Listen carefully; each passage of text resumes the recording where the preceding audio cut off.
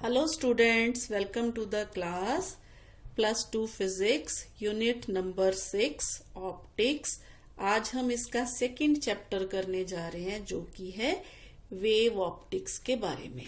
जो first chapter था उसने हमने लाइट एज अ रे कंसिडर किया और जितने भी कंसेप्ट हमने उसमें किए, चाहे लॉ ऑफ रिफ्लेक्शन चाहे लॉ ऑफ रिफ्रैक्शन, वो सारे हमने लाइट को एज अ रे मानकर किए। लेकिन इसमें हम जो थ्योरी पढ़ेंगे लाइट की वो पढ़ेंगे वेव से, ठीक है। यानी कि यहाँ हम लाइट को एज अ वेव मानकर चलेंगे। तो ऐसा क्यों बेटा? हमने तो सबसे पहले जब हम छोटे थे 6th-7th क्लास में हमने ये पढ़ा हुआ है कि लाइट जो होती है वो एक रे के रूप में होती है और स्ट्रेट लाइन में ट्रेवल करती है। आपको याद होगा हम सब ने एक्सपेरिमेंट करके देखा हुआ है कार्डबोर्ड वाला, जिसमें हमने देखा कि लाइट जो है वो स्ट्रेट लाइन में ट्रेवल करती है। अगर हम कार्डबोर्ड को हिला देते हैं तो होल में से लाइट जो है दूसरी तरफ दिखना बंद हो जाती है। याद है ना कैंडल वाला एक्सपेरिमेंट? तो बेटा ये जो थ्योरी थी ना ये हमें एक्सप्लेन करती थी रे नेचर ऑफ लाइट के बारे में। लेकिन अगर ऐसा होता बेटा लाइट जो है एज अ रे बिहेव करती तो विदाउट एनी जो सोर्स ऑफ लाइट, जो हमारा मान लीजिए हम किसी रूम में बैठे हैं, साथ वाले रूम की लाइट जल रही होती है, तो फिर वो लाइट हमारे रूम में किस तरह से पहुंच जाती है? तो थोड़ी बहुत रोशनी तो वहां भी होती है ना। अगर रास्ते में कोई खिड़की है या हमारे रूम का जो डोर है वो खुला हुआ है तो लाइट एंटर कर जाती है। तो बेटा फिर वो कहाँ से आती है? ठीक है, तो इसका मतलब कि लाइट जो है वो ओनली रे की तरह बिहेव नहीं करती। लाइट जो है उसकी और भी कोई नेचर है, ठीक है। तो सबसे पहले न्यूटन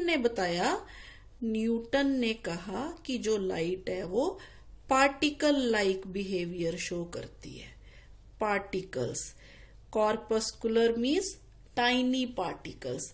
तो ये जो रे है ना, एक्चुअली ये रे नहीं होती, ये छोटे छोटे पार्टिकल्स को मिला के बनी होती है। इस तरह से मान लीजिए कितने सारे बॉल्स जो हैं वो कॉन्टिन्यूसली आपकी तरफ आ रहे हैं, एक के बाद एक, एक के बाद एक, एक के बाद एक। तो आपको वो ऐसे दिखाई देगा जैसे एक स्ट्रेट लाइन है। तो लाइट भी जो है उसने ये माना कि ऐसे ही टाइनी पार्टिकल्स को मिला के बनी हुई है और ये सारे जो पार्टिकल्स है ना ये स्ट्रेट लाइन में जो है वो ट्रेवल करते हैं और इनकी वेलोसिटी जो होती है वो सेम होती है। तो इसी वजह से जैसे उसने डिफरेंट कलर्स है, मान लीजिए रेड, ब्लू, ग्रीन, तो इसका कंसेप्ट उसने ये दिया कि जो कलर्स होते हैं, पार्टिकल्स जो होते हैं, अलग अलग साइज के पार्टिकल्स अलग अलग कलर को रिप्रेजेंट करते हैं।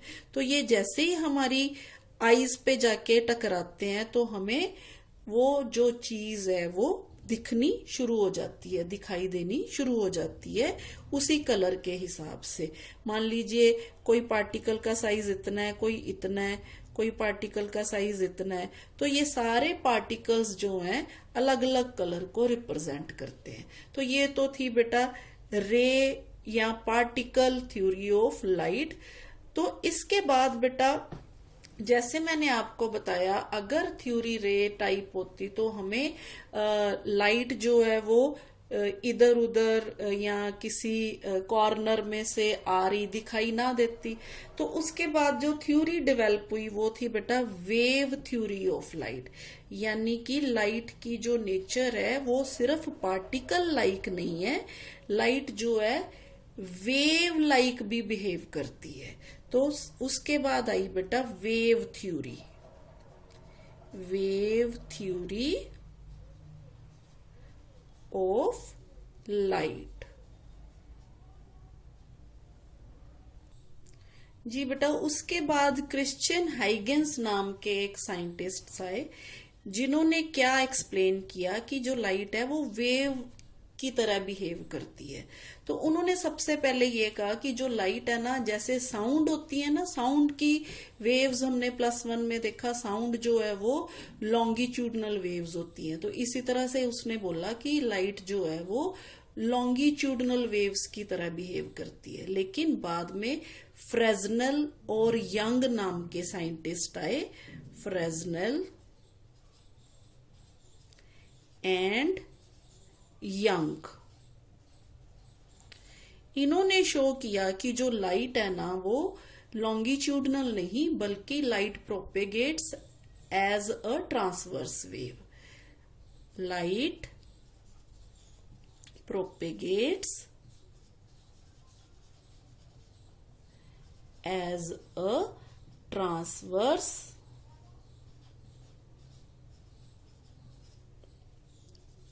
वेव। तो बेटा जो वेव थ्योरी थी ना, इसने क्योंकि लाइट के साथ रिलेटेड सिर्फ रिफ्लेक्शन और रिफ्रैक्शन नहीं है फिनोमिना, जैसे ये जो पहले न्यूटन की थ्योरी थी इसने सिर्फ लॉ ऑफ रिफ्लेक्शन और लॉ ऑफ रिफ्रैक्शन जो है हमें दिया, हमने जो फर्स्ट चैप्टर में पढ़ा। तो ये जो थ्योरी थी ना ये एक्सप्लेन नहीं कर पाई बाकी के लॉज जो जैसे इंटरफेरेंस, डिफ्रैक्शन, पोलराइजेशन, ये सारे जो फिनोमिना जो लाइट से रिलेटेड होते हैं इनको ये पार्टिकल लाइक थ्योरी जो है वो एक्सप्लेन नहीं कर पाई। लेकिन वेव थ्योरी ऑफ लाइट जो है इसने बड़ी अच्छी तरह से रिफ्लेक्शन और रिफ्रैक्शन को तो एक्सप्लेन किया ही, साथ में इसने बाकी के जो phenomena like interference, diffraction and polarisation वो भी एक्सप्लेन किए, लाइट को पार्टिकल की तरह नहीं बल्कि वेव्स की तरह मान के। जी बेटा, तो this theory explained the reflection, refraction as well as interference, diffraction and polarisation of light. लेकिन बेटा एक प्रॉब्लम ये थ्योरी के साथ भी थी। इस थ्योरी के मुताबिक ये कहा गया कि जो लाइट है ना वो उसको वैक्यूम में नहीं ट्रेवल कर सकती, उसको हमेशा मीडियम चाहिए ट्रेवल करने के लिए एक जगह से दूसरी जगह पे। पर बेटा जैसे आपने देखा कि जो सूर्य की रोशनी होती है, सन की लाइट होती है, वो हम तक पहुंचती है ना, तो रास्ते में वैक्यूम भी आता है। तो इसको ये थ्योरी एक्सप्लेन नहीं कर पाई कि लाइट जो है एज अ वेव है, ये तो उसने बता दिया, लेकिन लाइट जो है वैक्यूम की जो मीडियम चाहिए, इसके लिए जरूरी मीडियम ही चाहिए ये बताया उसने, पर ये नहीं बता सकी कि लाइट जो है वैक्यूम में कैसे ट्रेवल करती है।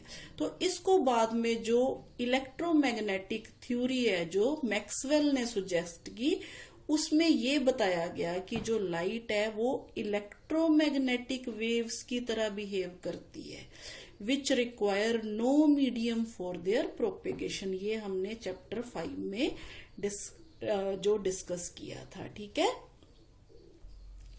जी बेटा। तो इलेक्ट्रोमैग्नेटिक नेचर ऑफ लाइट के मुताबिक मैक्सवेल ने सुजेस्ट किया कि light propagates as electric and magnetic field oscillations and these waves are called electromagnetic waves which require no medium for their propagation and these waves are transverse in nature। तो यहां भी clear हो गया कि ये जो वेव्स होती हैं वो ट्रांसवर्स इन नेचर होती है, जिस तरह से फ्रेजनल और यंग ने भी ये बताया कि वेव्स जो हैं वो एज अ ट्रांसवर्स बिहेव करती हैं। जी बेटा, उसके बाद आई Planck's quantum theory of light.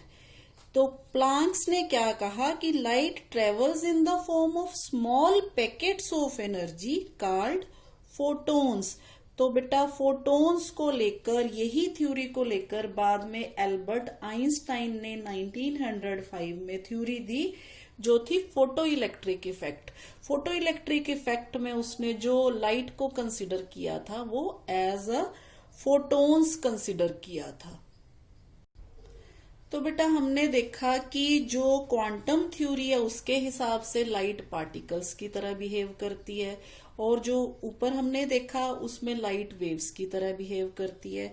तो बाद में आए बेटा डी ब्रॉगली, जिन्होंने ये झगड़ा खत्म किया ये कह के कि जो लाइट है ना वो दोनों तरह से बिहेव करती है, यानी कि लाइट हैज ड्यूल नेचर। कभी कभी लाइट जो है पार्टिकल्स की तरह बिहेव करती है और कभी कभी जो लाइट जो है वो एज अ वेव बिहेव करती है। तो बेटा डी ब्रोगली की बात को मानते हुए हमने ये पढ़ लिया कि लाइट जो है वो रेस की तरह बिहेव करती है। अब हम ये पढ़ेंगे कि लाइट किस तरह से एज अ वेव बिहेव करती है। तो नेक्स्ट टॉपिक में हम ये डिस्कस करेंगे wave nature of light, light किस तरह से वेव की तरह बिहेव करती है।